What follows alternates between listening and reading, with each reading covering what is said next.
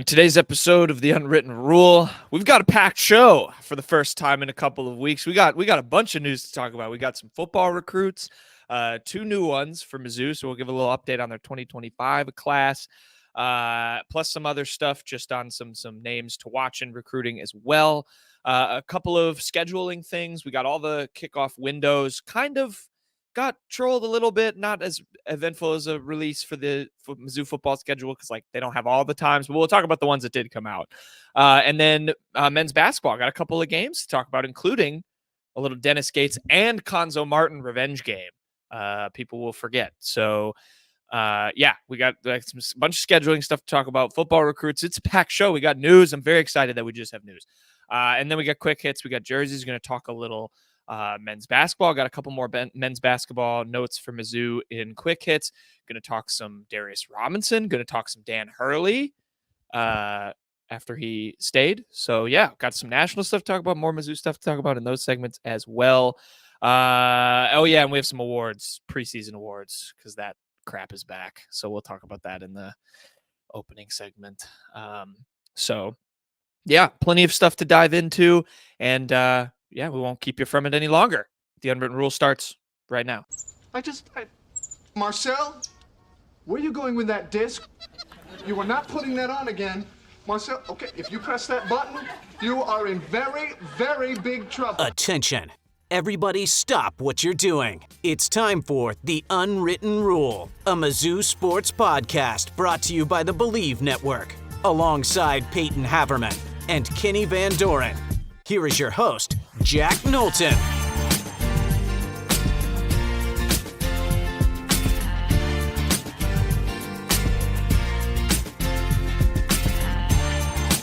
Welcome back to The Unwritten Rule. Today is Friday, June 14th. And Peyton, Kenny, I think we need to rejoice for a minute because we have news. We have actual news to talk about. We don't have to fill things with a list, Peyton and Kenny. Woo. I'm very excited for news. We have two recruits to talk about, two commits rather to talk about, some scheduling stuff, like I said on the intro. But we will start, gentlemen, with some recruiting stuff because Mizzou landed two more commits. Drinkwitz continues to cook, excuse my voice crack, on the recruiting trail. First one, who you'll see on your screen if you're watching on the YouTube, and if you're not watching on the YouTube, I'll tell you who it is right now. It's Henry Fenuku, a three-star guard. He plays for North Crowley in Fort Worth, Texas. He committed to Mizzou just recently in the class of 2025. I have not gotten a chance to watch him or the other guy's huddle. The other guy by the way, his name is Dyllon Williams. He's a three-star from Alabama. But Kenny, Peyton, let's start with Fenuku, a nice addition for the offensive line. 3-star. He's rated as the number 20 guard, according to Rivals, number 74 player in the state of Texas, which I feel like, Kenny, you can attest to this. If you're a top 100 in the state of Texas, you got to be pretty good. Thoughts on Henry Fenuku coming in?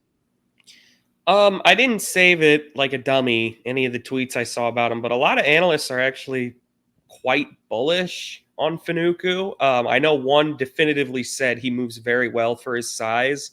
So he got a lot of good reviews from a lot of people that really, really follow like high school camps and all of that.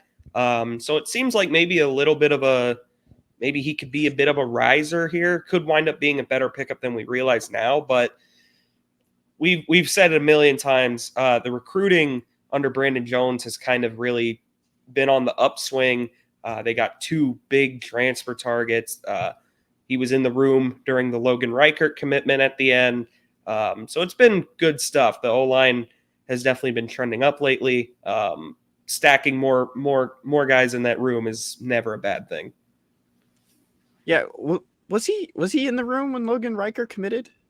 I thought he was because Logan Reichert was 2022 in the fall. So I don't. That I'm lying. Sorry. So take credit.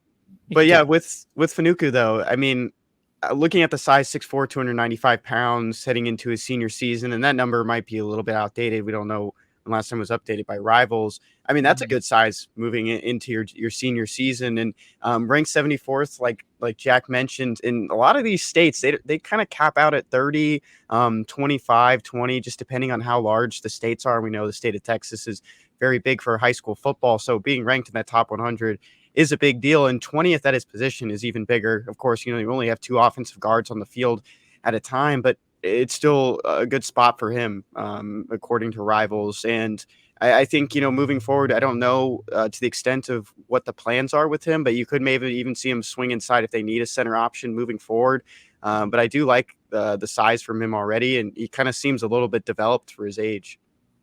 Yeah, I was gonna say I'm just looking at some clips now of him just on Twitter. Obviously, these are all from like camps and stuff, but he looks good. He did, like I think you hit the nail on the head. Developed. He looks pretty polished. He's a big kid. I don't know. I think this will end up being kind of a home run. This is always a good. I feel like when you can say the like he had interest from, and you can just classify like so. Fenuku, I'm reading a tweet. He had interest from Georgia, Texas A&M, and Ohio State, and we could just claim that we beat all those schools to his recruitment. Like how big that interest was, who knows? But it's interest. But yeah, I think he just looks pretty positive. Oh, look at that! He had interest from Arkansas too. Arkansas second place again. Ho hum. Lost. Yeah. So a lot of good schools on that list. If you're scrolling on the YouTube, I Look at visit to Ohio State. Official. There you go. Took an OV to Ohio State. So serious interest. That wasn't too long ago either, and 3 of them to Texas Tech. So yeah. So I think those are your 2 main hitters there. He looks good. You can look him up on if you just search his name on Twitter. There are a couple clips come up from a UA camp. So yeah, I think this will be a pretty good addition. Henry Fenuku, the 3-star guard, and then the other guy who I mentioned just a second ago, Dyllon Williams. He's a safety. He is from Alabama originally. Unfortunately, he doesn't have someone should get him a profile photo on his Rivals page. But yeah, 3-star safety out of Alabama. What do we think of this addition? Obviously, the secondary kind of a thing that Mizzou's rebuilding a little bit with having lost their guys from this year, trying to stack up some talent to hopefully build that back up in a couple seasons.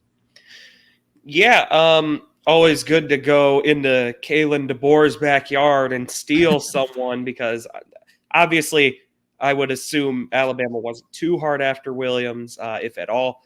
But I will say, like you mentioned, Knowlton, it's kind of an important position that needs to be kind of rebuilt in these next couple of years. They're a little – I think people aren't realizing there's not a lot of proven commodities in the secondary right now. You have Joseph Charleston, but he'll be gone next year. You have Marvin Burks, who flashed a lot as a freshman. I am very, very excited to see what he does. Obviously, Dalen Carnell's going to lock down the star position. But, I mean, at corner, it's Toriano Pride. I believe he has multiple years of eligibility left, so he could, in theory, be back next year. You have Drayden Norwood, Marcus Clark, and then after that, it's kind of just guys who you hope will take a step forward. Guys like Philip Roche, guys like just other guys. Like you would like to see Marvin Burks take a big leap. That would be huge for the secondary because in my mind, that's the weakest position on the team this year.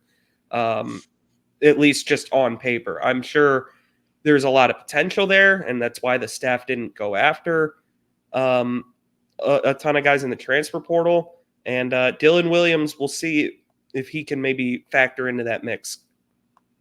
Yeah, I don't want anyone to take it to where these two are going to be instant contributors either. It's good depth moving forward. Dyllon Williams isn't ranked nationally or even in his state or his position, so maybe he takes kind of those steps forward and grabs some more eyes this fall. But Mizzou did kind of win on the SEC front. He had offers from Kentucky, Mississippi State, and Texas A&M, and he had official visits scheduled for Kentucky and Mississippi State. According to his Rivals profile, he's supposed to be at Mississippi State while you're listening to this right now for this weekend, and then the upcoming weekend at Kentucky. He already had an OV at Cincinnati, and he had that OV at Missouri at the end of May. So there were some good teams in the mix, and of course, Corey Batoon is his lead recruiter according to Rivals, and Corey does have that poll in Alabama, so maybe he knew Dyllon a little bit before he came to Mizzou and just kind of was recruiting him on the side. And but it's nice to win some of those SEC battles for the Tigers. Kenny, do me a favor. Go on to Twitter and just search Dyllon Williams' name and scroll like 4 tweets down. I was just looking for some clips, and there's like the first clip from his huddle. Someone tweeted it out. and it is he just hits this guy. He just commits like this nasty hit on a guy. I want you guys to see it. 2 L's. Yeah, Dyllon, and it's a Y. Then scroll down. A guy named Davis Wilson tweeted it. Oh yeah, there you go. Look at this hit. This is great podcasting. He just smokes this guy. Good closing There speed. you go. Spears him. So hard hitting. I don't know. I thought that was a worthwhile highlight to take the time to pull up. But yeah, I mean, Good I play think you guys. What'd you say? Good play recognition. Yeah, good play recognition, hard hitting. I'll take a safety who can come in and afraid to hit people, Cam Chancellor style. So yeah, maybe some long-term depth. I think Kenny, you make the overall good point though. I mean, both these guys, they will add depth to long-term. They're not the Williams one Aries of the world. They're probably not going to contribute as true freshmen, but again, good depth piece. And of course, it helps Mizzou kind of give a bump to its 2025 class, which is now up to 9 commits, I believe, and 28th in the country, 10th in the SEC. So, I mean, thoughts on that? I'll touch quickly on a couple other guys they might be linked with, a few 4-stars, but thoughts on that right now, where Mizzou's kind of class is at when you're looking at it in front of you, as well as just like, I mean, 28th in the country, 10th in the SEC feels relatively solid. I mean, we talk all the time about like them wanting to jump into that first tier. That's how you jump in the first tier on the fields. You do it on the recruiting trail, but I feel like they're in a solid spot right now. Definitely. Yeah, I definitely think they're off to, I mean, compared to last year, which wound up being an exceptional class, they are off to a world's better start, actually. So I think that's a good sign. Gabe DeArmond and Sean Williams, of course, who kind of have the market cornered, if you haven't noticed on Mizzou Recruiting News. They predicted on their State of the Tigers podcast that they do that Mizzou would be a top 15 class when it's all said and done, which I'm 99% certain that would be the top ranked one in school history. I think that beats a couple of the other ones Drink has racked up here. So this is starting to look like it could be a potential really, really dynamite class. Yeah, a lot of those battles for the 4 and 5-star players also kind of come down to the wire, just depending on their nature of recruiting, if they've decommitted from anywhere or if they just have, a lot of visits stacked up and they want to stretch it out and see what the best options are academically, financially, all the aspects that kind of play into their decision. And just right now, there are a handful of 4-stars, and you just have to build out the class for the future because guys are going to transfer from the current team, guys are going to graduate, leave for professional aspirations.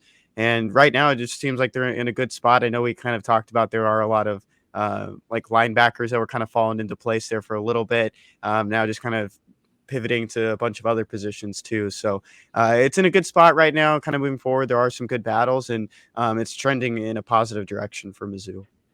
Yeah, I think one, it's nice to see you got the 3 guys from Missouri, of course, there, and Dayton Hopkins, Jason King, and Jack Lang, who I think, other than Zollers, I feel like Jack Lang had the most like hype when he decided to commit. But when you look at timeline, obviously going forward from what we'll report on and what'll come out, they've got that big official visit weekend they usually do at the end of June, which is the last one before the dead period starts, coming up in 2 weeks. So that'll be a big day, and then kind of July and into August, you'll see how well they'll build that class up for the rest of the summer, and then into the fall they'll stay. They'll obviously be in some recruiting battles as well. So we'll see how it shapes up for the rest of the summer. I think they're in a solid spot though right now, like you guys both said. And then the one thing I'm looking at that when I look at that list, Kenny and Peyton, I don't see too many. Obviously you got the quarterback commit. I'm not seeing very many names for him to throw to on there. Not too many wide receiver weapon options, but the Tigers are linked to a pair of them. One obviously that I think people will know for sure is Javen Boggs, who we've talked about on this show, out of Florida. He's got his top 2. He's not taking his official visit to Georgia, which means it's a battle between Eli Drinkwitz and Mr. Gus Malzahn, if I'm not mistaken, down at UCF for Javen Boggs. How big of a get would this be, real quick, Kenny and Peyton, for Mizzou to land, this talented receiver? Well, you just got to look at Mizzou's top 5 receivers, really. Cooper, Weiss, and Burden. I guess Burden not guaranteed, but pretty much certainly will Those three are not going to be back next year. And then you look, obviously, Marquise Johnson's coming into his sophomore season. Mekhi Miller, he only has 1 year of eligibility after this season. So they're going to need probably a good amount of receivers to come in just to get more in that mix. Javen Boggs is someone Mizzou's been after for like ever since he decommitted from Ohio State. So a lot of people thought he was going to go to Georgia, but they didn't even wind up making it into the top 2. He canceled his OV there, canceled his OV to USC. So like you said, Knowlton, it's down to Mizzou or UCF. Matt Zollers being kind of the James Madison of this class. He's kind of like telling him to come to Mizzou. So we'll see how it shakes out. I mean, you kind of got to feel good if you're Mizzou, I would think, because realistically, unless UCF just is kind of tossing the bag or something like that, or just something unforeseen, you would think Mizzou, you would probably feel good about Mizzou's odds to win that one. Peyton, what did you call this battle between the two head coaches? I called this the recruiting battle between Gus Malzahn and Gus Malzahn (parentheses Missouri), because I think there's a lot of parallels you can draw between the two. It's not a dig on Drink. I think you can ask anyone. I think Gus Malzahn is a good head coach. Yeah, they know each other well. We know that too. We've gone at length. We don't even need to jump into all the connections between those coaches anymore. But another wide receiver, top wide receiver out of the state of Florida. You mentioned James Madison there, Peyton, and he's a guy for the future for Matt Zollers as well. But he is in the class of 2024. But for Javen Boggs, I mentioned it before. He does have a pretty good quarterback throwing to him right now as well in the class of 2026, and Brady Hart, who is probably leaning a little bit closer to Notre Dame among some other choices. So he's probably not looking at Mizzou or even having Mizzou on his table right now of offers. But Javen Boggs would be a huge pickup for the Tigers in that class. I just feel like he's a name we've heard for a while. And it feels like in this case, I think there's two keys there that you both said. One, I think people look at Mizzou versus UCF and say, oh, why wouldn't he come to the SEC school? But then you have to remember, I mean, it is Gus Malzahn. He is a talented coach. It's probably, a little bit above his pay grade right now at UCF, and he's trying to build something there. So you can't count them out. He's got them in the top 2 for a reason. But I think the other key for Mizzou you mentioned is like they do have, this is where having the quarterback committed, I feel like helps so much, where you have not only a guy who, like Javen Boggs to say, all right, this is the guy who's probably throwing me the ball. I know that for a fact, but also you have Zollers literally out there recruiting for him and being a good voice. So, I like that. I think that's a good mix. And yeah, we'll see what Boggs ultimately decides. Another decision. Sorry, one of you have something to add? I thought I heard. Yeah. One thing I just want to mention about UCF, and I think it kind of slips a lot of people's minds, is they are Power 4 now. They first year in the Big 12 last season, and you mentioned having Gus Malzahn with a rich history of winning behind him in the SEC, maybe not near the end of his tenure with Auburn, but he's been around the block too, and he knows recruiting well. And he seems like a good recruiter. I've seen a lot of good videos. He calls these players all the time. There was a defensive back, 4-star, 5-star defensive back in the state of Georgia that would post like screenshots of them just on FaceTime during contact periods. He just seems like he's all about it. And I think it's also a good last couple of years. I know it wasn't under Gus Malzahn, but this team claimed a national championship. This program did. So there's traditions there of breaking into some of those New Year's Six games. So there's probably some pull there, especially being in the middle of a state that's producing some of the best football players in the country. It's his state too. His home state school for Boggs technically, but true. Yeah, we'll see how that shakes out. And then the other guy, while we're on the notion of receivers, Eugene Hilton Jr. is another name to bring up because his recruitment is getting a little bit more timely. Now, we're covering our base here because by the time you're listening to this, depending on what you're listening to this on Friday, Eugene Hilton Jr. might be a Missouri Tiger. He has a top 7, and he is what? He won't. He won't. You have no. He's not going to Mizzou. Mizzou's got like no buzz here. All right. Well, you didn't let. You could have let me down the tease, Peyton. We were trying to cover our base because this guy Eugene Hilton has a top 7. It has Mizzou in it. It is Mizzou, Miami, Wisconsin, Purdue, Kansas, Ole Miss, and Georgia. Peyton, I assume he's going to Georgia. I don't know where for sure he's going, but there's just nobody has mentioned Mizzou once. When in regards There's to a reply. I see a reply that mentions yeah, it. that's a guy saying you should go to Mizzou. There's also a guy saying he should go to Wisconsin to play with who's their quarterback this year? Who did they Tyler get? Van Dyke out of Miami. Right. So it wouldn't even be him when Nope. Eugene Hilton arrives. But no, I would not expect this one. This does not sound like one of the receivers at Mizzou is really that heavily after. Like nobody has mentioned Mizzou in this one. All right. Well, I covered my base. We covered our bases. If Peyton's wrong, we will make fun of him profusely if somehow this flips around at the last moment. But he is committing on Friday, and we has Mizzou in the top 7, so we are obligated to report it. It's been reported. Peyton kind of took the spark out of my segment. Now I'm kind of bummed. Would have at least liked to have gotten out the he might be Any Mizzou. relation to T.Y.? He's going there. I have no idea. Was Ty the one who let his daughter? Yeah, baby. Yep. Oh, Look at look at that. Why is T.Y. Hilton wearing a Purdue hoodie? that. That's where he would have gone if his. That's his daughter. Yeah, his right? daughter didn't pick FIU because they have a cool logo. So is he going to Purdue? Eugene Hilton, I have no idea. Boiler up. It'd be a big pill for Purdue. Anyway, Can Ryan yeah, Walters win this one? Who knows? Who knows? But yeah, anyway, he is Mizzou's top 7. I don't know if he'll go there, but that's recruiting. It's a busy time. We're gonna keep on top of it, keep tabs. But we have some other football news, Peyton and Kenny. More schedule stuff. Now, I thought this was kind of lame of the SEC to do and not release like all the times. I get that like it goes through the season. And maybe I'm more mad because I also saw Alabama's schedule release, and 5 of their games are labeled as flex games. Like they don't even have an actual game time. So it didn't feel like a real release for them. But Mizzou did find out a few more kickoff times. And technically every game has a kickoff time. But what? Oh, I was just going to say the windows for the... Oh, the windows. Yes. I thought you said no, and I was like, no. What?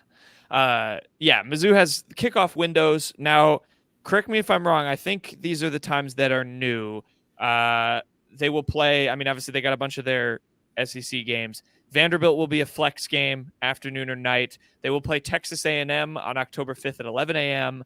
Auburn will be an early window kickoff, which I forget what the new times for that are. And then Alabama and Oklahoma will be flex games.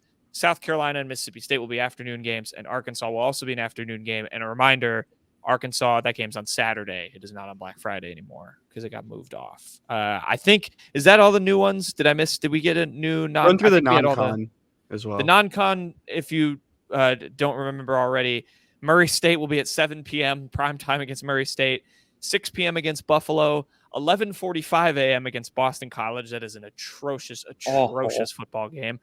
And then, like I said, flex against Vanderbilt, 11 a.m. against A&M. UMass is the one, still no time, TBD.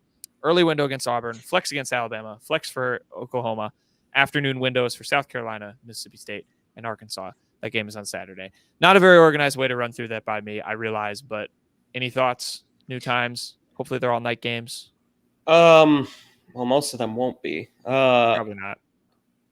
I'm a little bit bummed about the early window against Auburn. Having that for homecoming is gross. If I'm not mistaken, the early window is either it can be from 11 to 12. Yeah, I think you're right. Kind of time frame.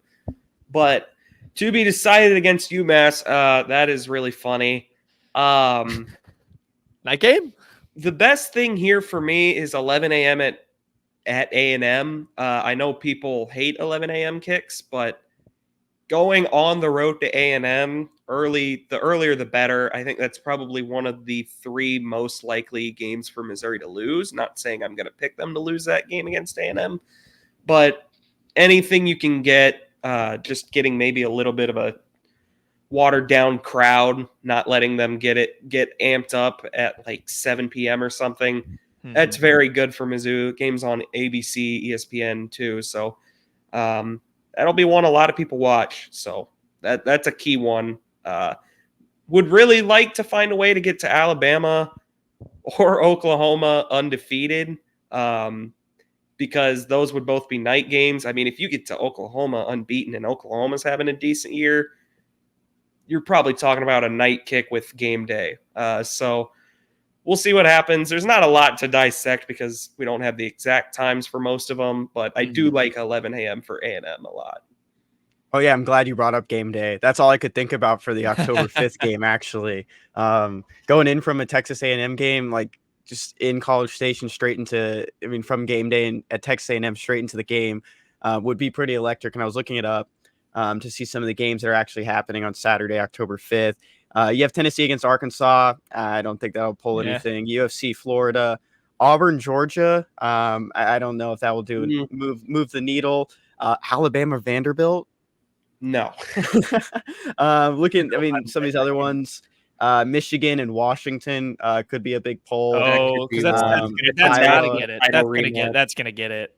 Because that's Iowa and Ohio State. Yeah, there's some good games mixed into that weekend. But if both these teams are entering a top 15, maybe we see something. But it's kind of hard to move away from Michigan, Washington.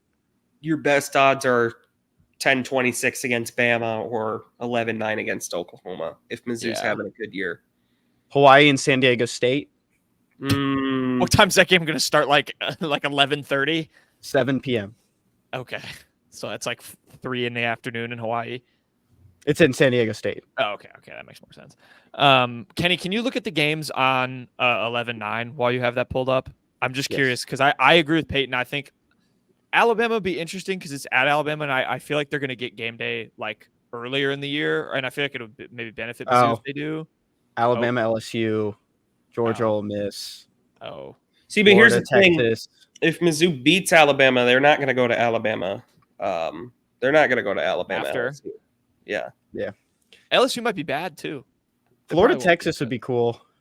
That is a kind of a fun little matchup, but I mean, if Florida is what I think Washington, a lot of people Penn State, that could be a good one. Florida State, Notre Dame.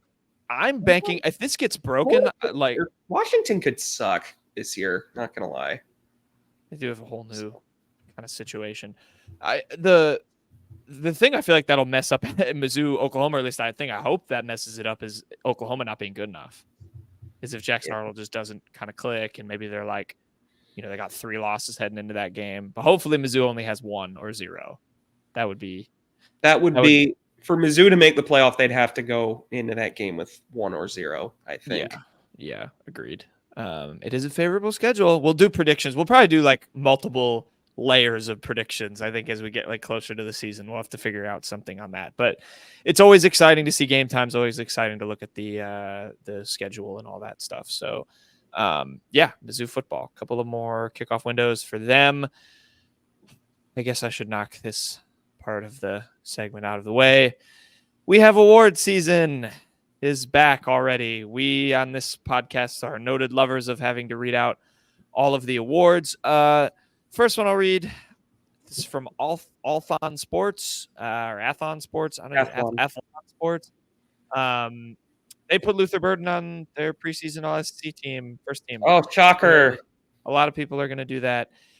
And then Phil Steele, he also did his All-SEC teams. He has, let me see, Luther Burden on first team. Wow. Did you guys know Luther Burden's good? There's my analysis. Armand Membu and Tristan Newson on second team. And then this is the thing that I would like to make fun of. Phil Steele has a fourth team All-SEC, and he put Dalen Carnell and Johnny Walker Jr. on it. I just, it's bad when I can't just be happy for my players, and I'm instead annoyed that there's an All-SEC fourth team that someone decides to do. But awards, any final analysis? Well, Mizzou's, oh my God, that is a hideous profile photo. I mean, that looks awful. Did Mizzou football get rid of its check mark? A lot of people lost them, and I don't know why. Yeah, I don't. Maybe they did that in the secret when they hid Twitter likes. They also did that, but everyone didn't notice because they were more excited in the Twitter likes. I don't really have a whole ton of thoughts. I'm pretty stunned by Tristan Newsom being a second team pick by Phil Steele, but hey, that's fine by me, I guess. What did they list Did he list what position Dalen Carnell was? I didn't click on it. I Probably saw the just- graphic, and that was the extent of my interest in it. Yeah. Hopefully, I think for Mizzou's D-line to have a good year, you'd like to see Johnny Walker probably take a little bit of a bigger step than fourth team, but we'll see. I mean, he was very good last year, so. Yeah. There's nothing wrong with this profile photo. For those that can't see it, it's an old school helmet with like a punter's face mask on it, and it has a yellow block M on a black helmet with the stripe over the top. It's cool. It's a retro look. It's fun. Golden, good. The actual helmet, ugly. Like, it does not look good. And it looks off center to me. Like, it looks a little too low. The football account tweeted some jerseys too in like a recent tweet. Yeah, that one. The icy white with the tiger script that they wore. I think wasn't this at South Carolina like 2 years ago? Yeah, that was the Martez Manuel celebration, like celebration thing. Right. You are. Mizzou owns South Carolina. We'll have more football and quick hits, but yeah, there you go. Awards. We're finishing before we go to quick hits. We got some men's basketball schedule stuff to talk about. Got a couple more non-con games for them, including the ACC SEC Challenge. But before we get into that, we got to get into this riveting clash that Mizzou is going to have at home. They will host Pacific. Kenny, Peyton, this is my question to you. When was the last time Mizzou and Pacific played each other in a basketball game? I have no idea. Go ahead, Kenny, because you have an actual guess. Was this the century? No.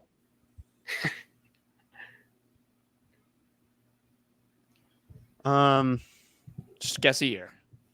1945. All right, Peyton. I don't know for sure when the last time these two played. If you can't tell, I'm stalling so I can look it up. Don't look it up. Stop cheating.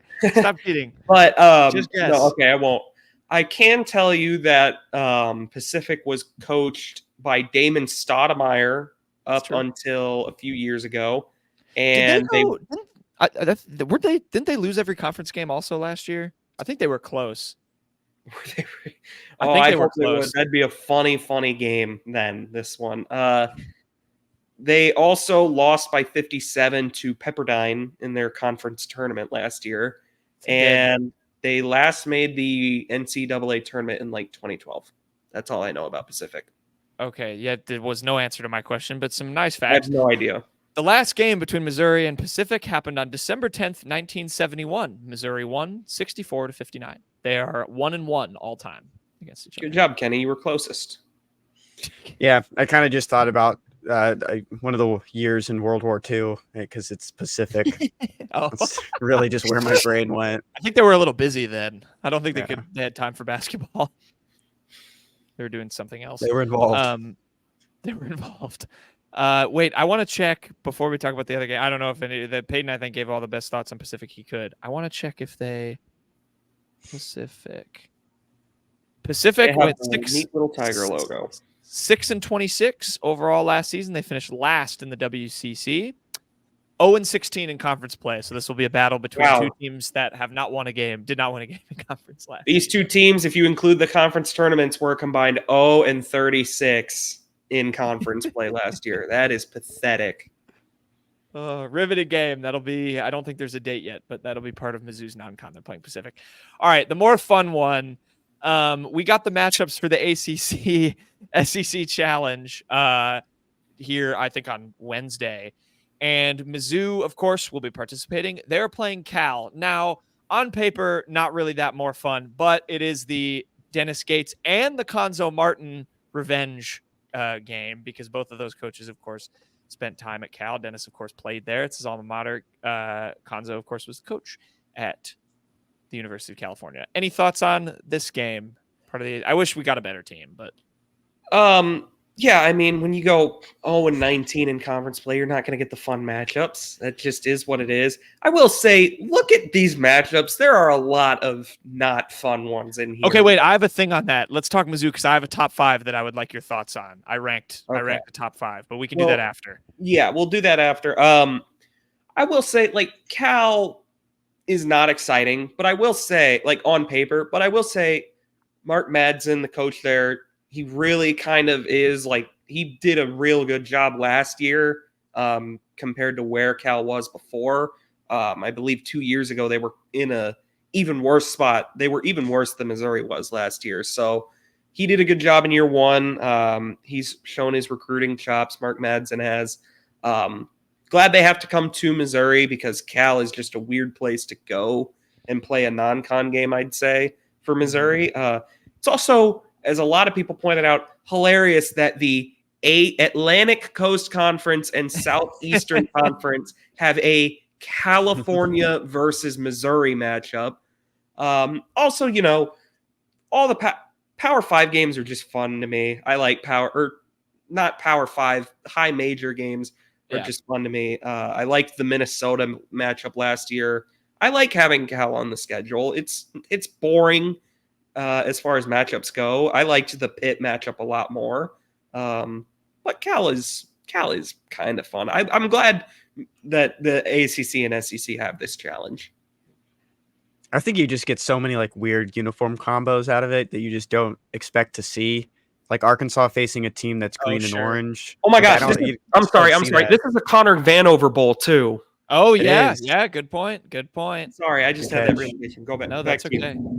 But some of the vibe just kind of feels like football games here and there, like Wake Forest against Texas A&M. You can even call that like a baseball contest. It's fun all around to just play like a team that's just nowhere near you. I will throw out there that the women's side was also announced too, and the women's team is facing SMU. The connections there are just running wild. We just keep going back to that one trade for the offensive lineman, and now the women's team have to battle it out. That'll determine who won the transfer trade. Yeah, that's a good shout with the. I'm trying to figure out. Okay, before we talk the whole SEC challenge, I do have stats on this game as well. Would you guys like to have a guess at when the last time Missouri played Cal was? It was this century. If that 2012, I believe, was the last one.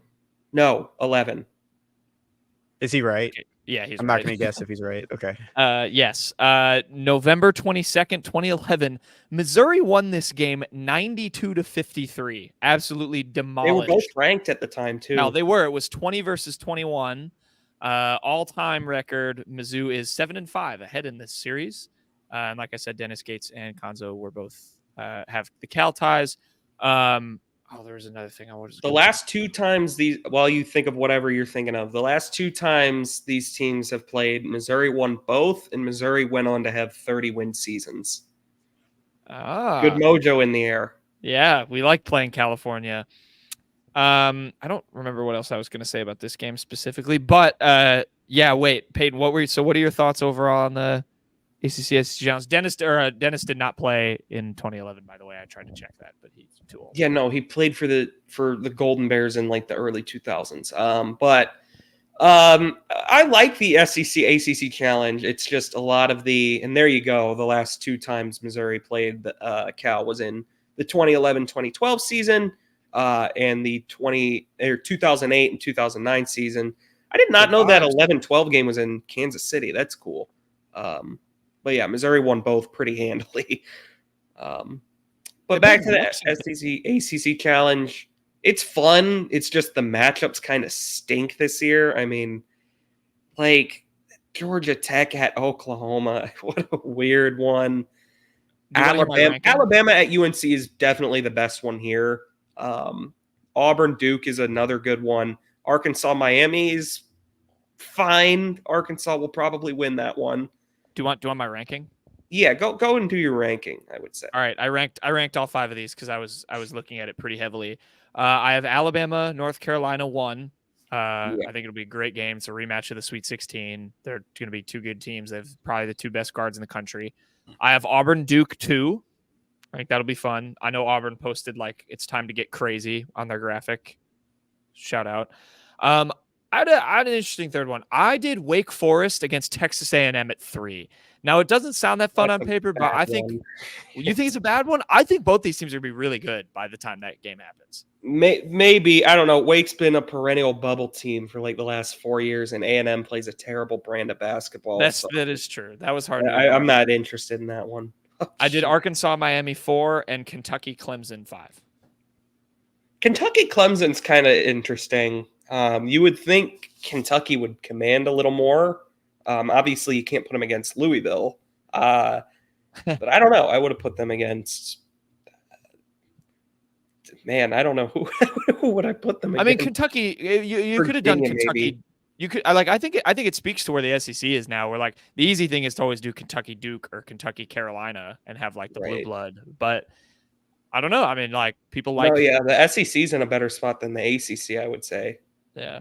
Kenny, Kenny's highlighted Vandy at Virginia Tech. I mean, is His favorite one. Watch that. That's going to be a disgusting uniform That combo. is- I'm sorry. That is. I don't think I can name one player on either of those two teams. Did Vanderplas leave Vanderbilt? Yes. And then And Virginia. He was on Virginia Tech, not Vanderbilt. Sorry, that's what I meant. God, like Hughes, Tennessee's kind of cool, I guess. Very orange, Very orange. too much orange. Sorry, Kenny, but Pitt, Mississippi State is just like too decent. That was That's a a first garbage. four matchup literally 2 years ago. That's a good point. So Notre Dame, Jesus, who cares? No. Two football schools that will not care about this game. Yeah. But yeah, There are some stinkers. That's what you get in the expanded conferences. Sorry, Kenny. You were going to say something. My one thing, I think if Joseph Girard came back for his ninth year of college basketball, second with Clemson, I think they would have had to have gone Clemson. Oh wait, Clemson and Syracuse in the same conference. Never mind. I just realized he did face them. What am I saying?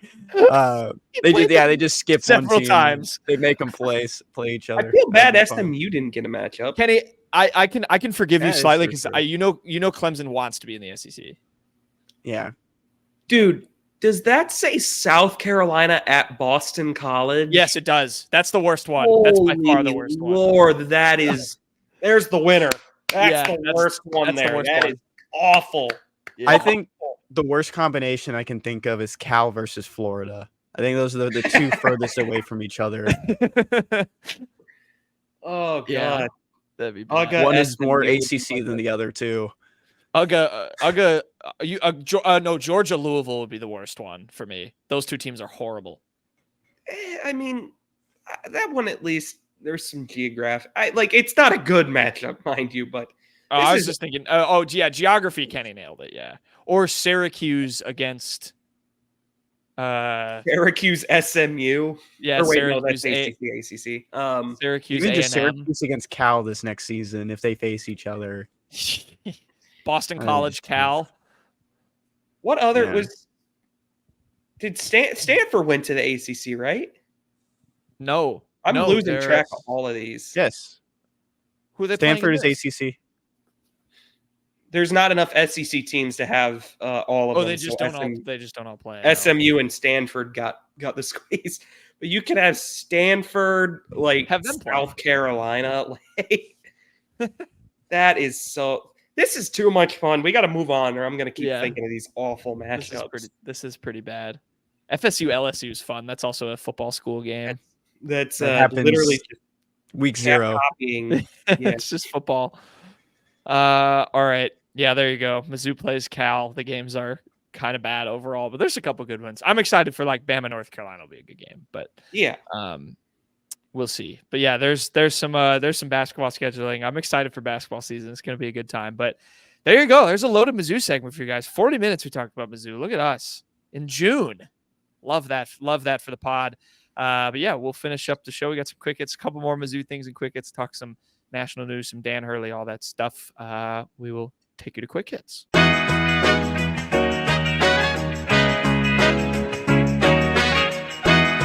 Okay, quick hits time. Gonna finish off the show. We have jerseys of the week first. Kenny, what is your jersey of the week? I usually like to stay very Mizzou centric on the pro level, retired level, or even just current level. But for this one, I had to give this guy flowers, and that's sophomore outfielder for Clemson, Cam Canarella. If you didn't see this game, it was one of the probably the most electric and most notable college baseball games in the last decade, even if all time for super regionals. With Clemson taking on Florida, going into extra innings. It was pretty incredible. I'll show you if you're watching on the YouTube, he did have a home run that tied the game in the ninth inning. against Florida in a, win or go home situation here. And the funny thing is they were already at home, but it was a big home run, 362 feet, 102 off the bat for him. And then a couple innings later, he makes a Willie Mays catch in center field that keeps them alive again in the 10th.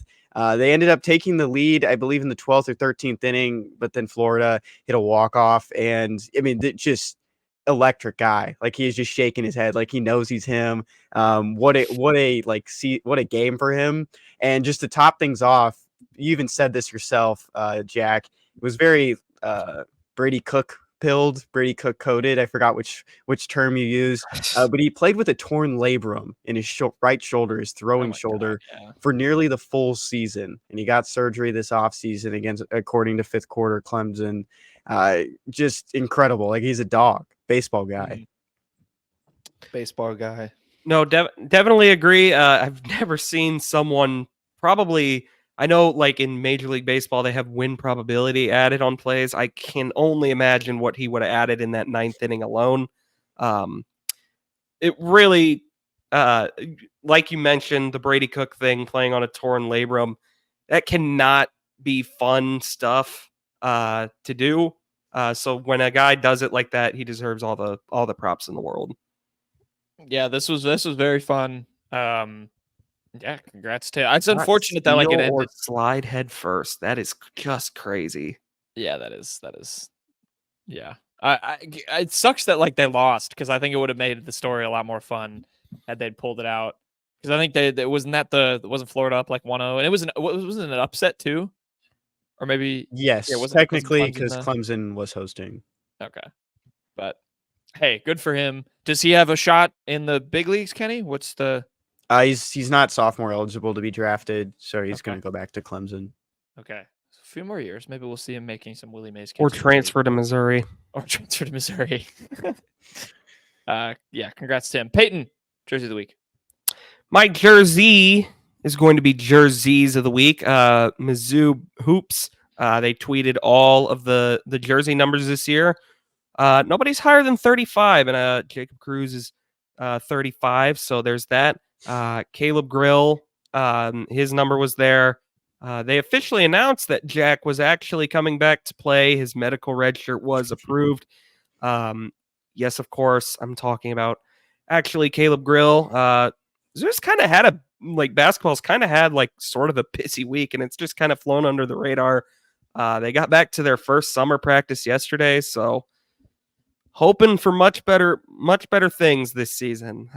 They got legitimate transfers and not Jesus Carroleros, so I'm more optimistic going into this season, I would say. But we'll see what happens. I'm kind of upset about one thing. That's why I was like, he looked like he was ready to unleash. That's why I didn't want to just interject. 35 should be retired. This is ridiculous. Noah Carter's number should not be worn by anyone else, especially a transfer that hasn't earned his stripes. And I'm a little bit hurt that Noah Carter's number is not going to be retired. On the friend of the show, Peyton, be careful. I will also say, like, it's kind of interesting to see, like, the freshmen all have, like, almost all of them have such low numbers. Like, they go very, very. Kenny, if you could zoom in just a real quick second. Peyton Marshall's got 21, but I mean, you look at Marcus Allen's got 4, T.O. Barrett's got 5, Anor Boateng 6, Trent Burns 7. I mean, so they go kind of sequential there. Other than Peyton Marshall, who's just got 21. I don't know if that was intentional or what, but just an interesting thing I noticed. I'm a little bit disappointed in Peyton Marshall not going with. So if you know, for those who don't know, the NCAA changed the rule this year for basketball where you can wear numbers that are like higher than 55, because it used to be you had to wear a number that like they can only show, on like their 2 hands. So like now, people can wear numbers that start with like 8 or 9 or 7. I wish Peyton Marshall feels like the center, just this big dude to wear like 80 on the basketball court. I would have kind of loved that. Or like 99. That would have been great. Mizzou had one of those last year. It was a disaster. So yeah, that's a good point. I don't know. Maybe not a good vibe then, but I wish someone had picked one of those numbers, had gone with the high one. But Yeah, I don't know why he's 21 instead of in the order. That is weird. But numbers. Also, I'm very excited to be back. I will be hoping to contribute well to the roster this season. I will not get thrown out of any. I won't get thrown out of any more games. Don't try and go for a one-handed tomahawk dunk against Jackson State and I had be that, out for though. the rest of the season. Moving on. All right, my jersey of the week. I'm going to go to the NBA. Also not really Mizzou related here, but I just thought this was really funny, so I want to talk about it. My jersey of the week, I'm going to give it to James Harden because James Harden, there's a video that went viral earlier this week. He's at like a wedding, and the bride was throwing the bouquet, which, of course, you grab it. That means you're going to get married next. And I guess James Harden's girlfriend caught it, and he was filmed, and he just has like a very nervous look on his face because I don't know. He's clearly not ready for this. He's very shell shocked that she caught it. Didn't seem to be very excited at the prospect that obviously that symbolizes that he'll be the next one to get hitched. James Harden, notorious single man. That's what I'll say. He's popular for his single man activities. I don't know. We'll see how this goes. His girlfriend gave him a little hug there, but he's nervous. I don't know. Thoughts, gentlemen. James Harden gonna get hitched. Have to take down James his jersey. Harden, just kind of someone that's always been a little unintentionally funny to me. There's an old clip of him just yelling "swag" at the camera, and I'll never be able to find that for the life of me. But this is just another one of those videos. There's a video where he kind of gives like a sassy face, and then he pulls away from the camera during an interview. It's a very famous one. Do you think someone said to him, "Welcome to the club"? After that, like a married couple, and then he like perked up when he heard club. Which club? Club? Oh, Boys and Girls Girls Club, and he said, yeah. All the clubs that he's ever been to flash before his eyes because he knows now he'll never be going in there again. Got to get used to married life, James. Yeah, I just thought this was pretty funny. Shout out. The James walk away Harden. at the end is killing me too. Yeah. His wife or his girlfriend gives him a kiss, and he's just like wait for it. So he gives him a little hug, and he's like, oh no. All right. Good luck to James Harden in married life. That'll be an interesting saga in his next chapter. Maybe he can figure out how to win in the playoffs again too. But that's a conversation for another day. Anyway, next segment. No capping. He's the main bird.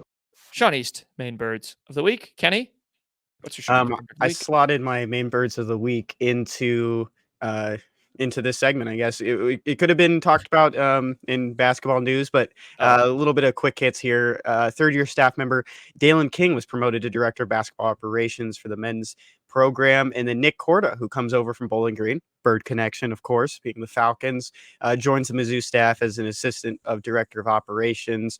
Just two quick notes there, but I think the big one is Tre Gomillion. And that is official now. Tre Gomillion has joined the Tiger staff literally just one season after being on this team.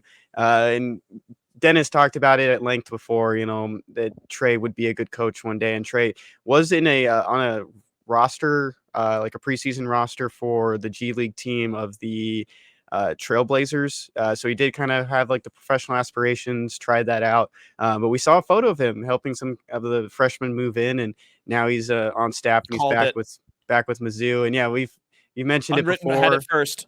Yeah. So really cool to see for Tre. Yeah, it came out of nowhere. Like, yeah, we saw the photos, but I didn't really think anything of it because I was like, well, there wasn't an announcement, and I'm pretty much positive we would have gotten an announcement. But yeah, everyone was saying Tre Gomillion's going to be a coach one day.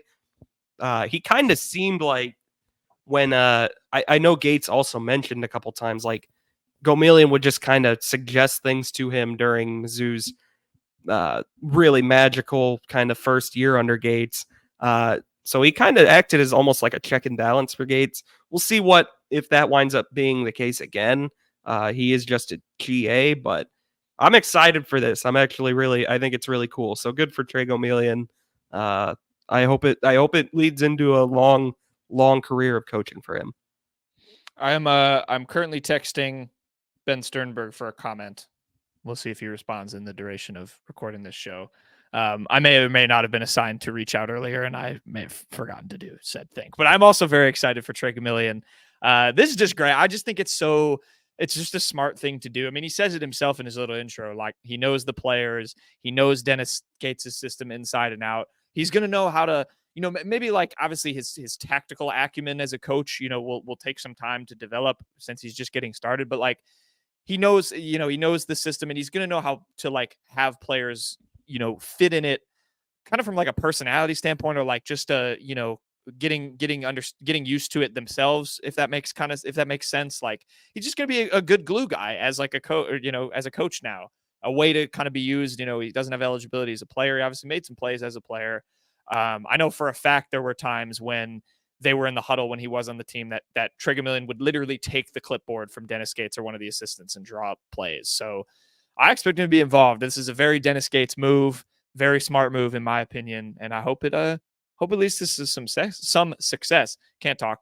And yeah, hopefully Tre, I mean, would love to see him at like Mizzou forever, but hopefully this is a nice maybe launching pad for himself to go into the coaching ranks and maybe start the Dennis Gates coaching tree or continue the Dennis Gates coaching tree. I don't know. Does he have any head coaches anywhere? Peyton, you'd know this. Drew Joyce. There you go. Yeah. The new Duquesne coach. I believe he was an assistant under Dennis at Cleveland State. So Gomillion can be next. Gomillion. I mean, it's more the Leonard Hamilton like coaching tree. No. Eventually you get your own tree. He gets that. Yeah, but I mean, that's where Dennis Gates kind of branches off from. That's but Leonard Hamilton is his own seed. Yeah. Right. But Dennis Gates or Leonard Hamilton didn't coach Tre Gomillion, so he has to have his root somewhere. It's Dennis Gates. Yeah, I mean, that's true. And I don't know if Drew Joyce was a assistant under him either, but what was the main bird, by the way? I didn't hear the connection to the bird. Well, he was also in that video about the main bird, but the connection was one of the new coaches is from Bowling Green. Ah, okay, that's right. My bad. But what's your main bird, Peyton? My main bird of the week is going to be Monty Ozenfort and the St. Louis Cardinals, the Arizona Cardinals front office staff. So a lot of teams do these behind the scenes of the draft, just look at give you a look at the process on draft day of what it's like. The Arizona Cardinals tweeted like their sneak preview clip, and it was the process leading up to the Cardinals picking Darius Robinson. Monty Ozenfort was like getting jittery. He was thinking about trading up to get Darius Robinson. He was real nervous when the Packers were on the clock. He said, like, this is probably the last big threat for the big guy. They called him big guy like the whole time. Yeah. So they clearly had a lot of conviction to go get Darius Robinson. I remember getting so nervous that Darius Robinson was going to slide out of the first. Clearly that was never going to happen. So yeah, just a cool behind the scenes preview. One thing that also stuck out to me was like when they realized they had him, they were like, he's going to be so fired up when we call him. So seems like I really am rooting for Darius. Seems like a good fit for him. He's got a coaching staff and a front office staff that very clearly believe in him. So yeah, it rocked. Did you guys watch the whole video? I wouldn't watch the whole 15-minute thing because I was just like, I just wanted to see it. So I watched the whole thing. It was very fun. They interviewed Darius like after the draft on the plane flying Darius. He kept saying over and over, he's like, I don't even need to go back to Michigan or Missouri. We can just go to Arizona and just get started working. Like, I don't even need to leave. I'm here now.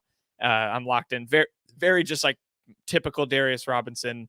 I mean, Arizona, I don't know if there's I feel like any fan of this program already knows Darius Robinson, but if somehow a Cardinals fan stumbles upon this, you're getting an amazing human being and character on your team, in addition to just a stud of a player who's worked his ass off to be where he is. I'm so excited. I'm sad he's playing for a division rival, but like I'm so excited for Darius Robinson to hopefully sack many quarterbacks. I think they asked him on the plane, they were like, what are your goals for himself? And he literally listed out 3 goals, and he was like, my first goal is just to have fun. My second goal is to, just be a good teammate and get to know all my new teammates and be a good teammate for them. And then the third one, he was like, I just want to be better than I was when I watched my film from the week before. And he was like, I feel like if I do that, I'll not only help myself and my teammates, but we'll win like championships. And I was like, getting chills just hearing that, just because obviously we experienced it with him at Mizzou. So wanted to share all that. Congrats to Darius.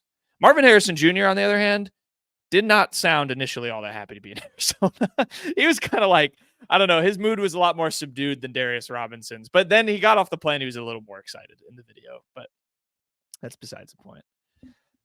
Darius, Arizona. Maybe we'll see that one day. Yeah, I would love that. All right.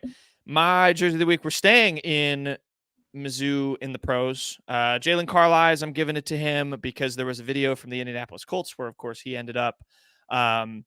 They were asking, people what you were going to do over the summer break, and Carlisle answered and said, "I'm going to go back to Mizzou and put in work." So love that for him. Football guy, Mizzou guy through and through, and just hopefully puts in the work to stick on the Colts and be a good player for them.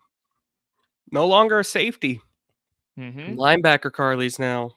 That's very unique, but it's cool to see that everyone. I know Carly's also said something after the Cotton Bowl, like, "Yeah, I'll definitely be back as an alum." But it is cool to always see or hear like that they'll definitely be back. Fly him in for the recruiting weekend in 2 weeks. Get him to sell the dream. Bird Connection. Bird Connection. His first name starts with Jay, Jay, Blue Jay, Bird. There you go. Also, Peyton, He's I also wanted to from comment. St. Louis. Their baseball team is the Cardinals. There you go. I had two things. Is Monty? I was kind of becoming a Monty Osenfort fan after watching this. Is he a good GM? I mean, the Cardinals are like bad. But he drafted Darius Robinson. He sure knows how to get some draft capital. I mean, he notably traded with Kenny's Texans when the Texans wanted to go get Will Anderson. He got a couple firsts for that, but that was actually the pick that was used to take Darius. So there you could have Darius Texan. Darius Texan would have been fire if he would have ended up there. Then the other, I just love also that they were calling him big guy, and that's all. It seemed like the way he was saying it, he was like, if I say Darius Robinson's name, another team will draft him. Like, it felt like he was just being superstitious. He was like, I'm only going to refer to him as the big guy. He can't be, no one can know who I'm talking about. But yeah, anyway, congrats to Darius. Peyton, back to you. What's the best thing you learned this week? Best thing I learned this week, it's nothing overly Mizzou related. It's just a cool Nick Saban story that got told. It was, I don't remember the exact year they mentioned in the video, but it was a year before they were going to like the college football playoff.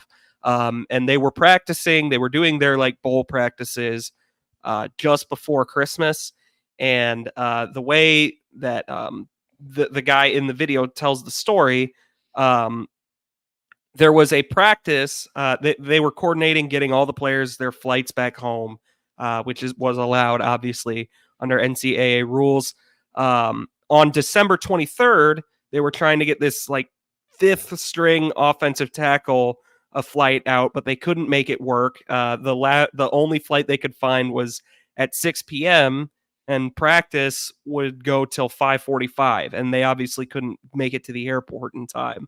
And so they tried to like talk to Nick Saban and like tell him like, hey, he's like fifth string offensive tackle. Lane Kiffin was explicitly mentioned as saying, Nick, he's the fifth string offensive tackle. We can just let him go a little early, like before session 8 of practice or whatever. And Nick Saban, of course, would not have it. Nobody was going to leave practice early. He kept talking to the staffers, telling him like, get it figured out. And they finally told him like, hey, we tried to talk to the FAA, everyone like that we could, and we just can't get it done. And Nick Saban said, I think verbatim in this video, it was, all right, since you can't handle it, I'll handle it. And then somehow, like 2 days later, they asked Nick Saban about how they were going to get this offensive lineman home. And Nick just said, it's taken care of. And then they got a police escort. They held the plane. Everything wound up working out. It was unbelievable.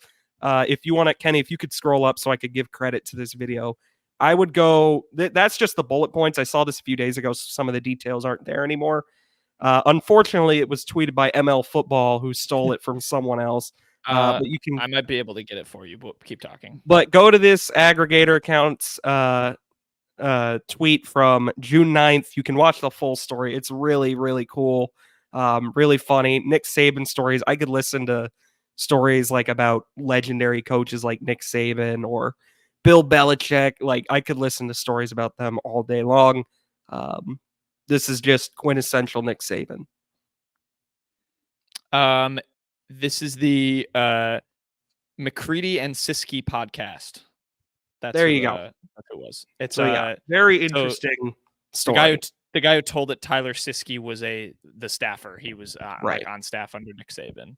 He has another good one I heard recently where he talked about they had to get Saban to the college football playoff like award show, but they were visiting a recruit in Florida, and basically Lane Kiffin messed up coordinating having the mom come to the school. Like it was all Lane Kiffin's fault, but Nick Saban, Lane Kiffin's just like, you can't really you can't really phase him. Nothing really phases him. So Nick Saban was just calling this guy Tyler and yelling everything that he wanted to yell at Lane Kiffin at this poor staffer, and was just like, he was late for the thing, and it was a whole mess, all because of Lane Kiffin. But of course Saban just had to be mad at somebody. Also, the dynamic I love specifically Lane Kiffin and Nick Saban stories, because they could not be any more opposite. And I remember there's a famous clip of like Alabama's just doing in a cupcake game. They're like shutting a team out. They're just blowing them out. And there's like 2 minutes in the fourth quarter. And Lane Kiffin, just like with the backups in, just calls like a pass play, and it's like incomplete or intercepted. And they cut back to the sideline, and Saban is just ringing Lane Kiffin out. And Lane Kiffin is just like laughing at him at a certain point because because it was so over the top. But yeah, that's like such a fun era of Alabama football. Yeah. I love Lane Kiffin. We could also mention Lane had a funny interaction with Drinkwitz this week as well, when Drinkwitz was shredding a guitar in a video with a recruit. And the Brian Kelly video was popping up a little bit and saying that what Drinkwitz did was a little bit more cringy, which I don't agree. Even if Drinkwitz probably wasn't the coach of my alma mater, I probably wouldn't care. I thought it was pretty funny. And he said he was rocking out to Creed, and Lane Kiffin took a jab at him, of course, because they're buddies.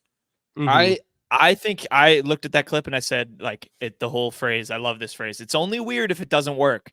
If that recruit's a bust or if Drinkwitz gets fired, then that clip comes back up. But Brian Kelly was pretty much twerking on a recruit. Like he was, that was just dancing.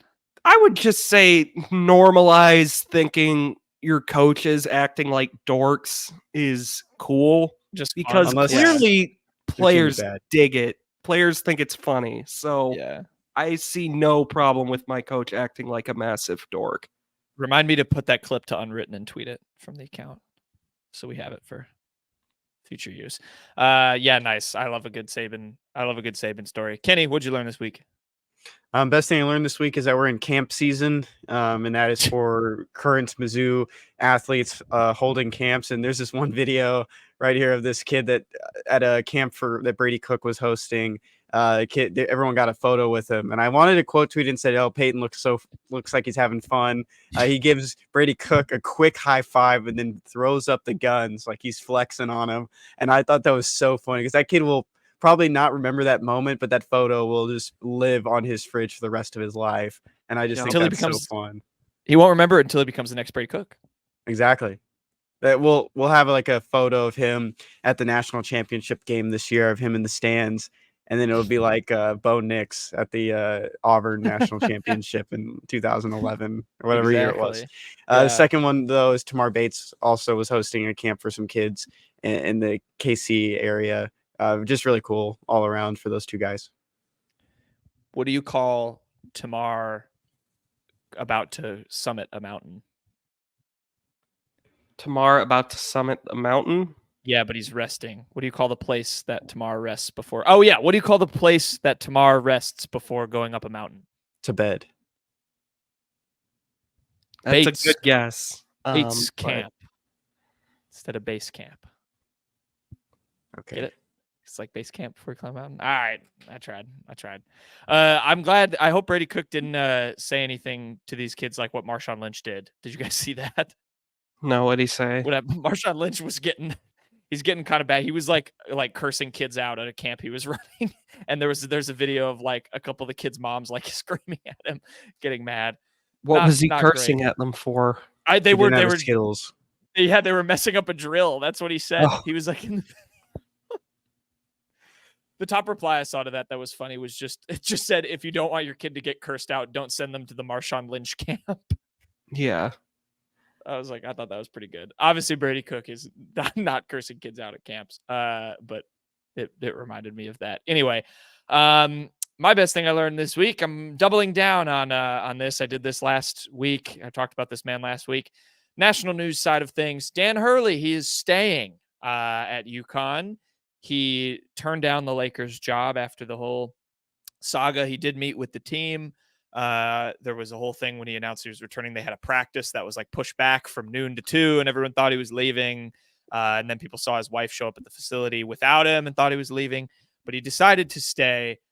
I'm happy about this as a college basketball fan. This is good for college basketball. I think it's good for Dan Hurley. The Lakers job is cursed. He's, I think, going to get an extension from UConn that's going to be making him paid like the second highest head coach. I think he's only behind Bill Self because Bill Self is getting paid an absurd amount of money because that's all Kansas really cares about over there in that state. But yeah, congrats to Dan Hurley, and I guess not congrats to the rest of the college basketball world because he will probably come back and win another national championship at UConn. But I'm happy he's returning.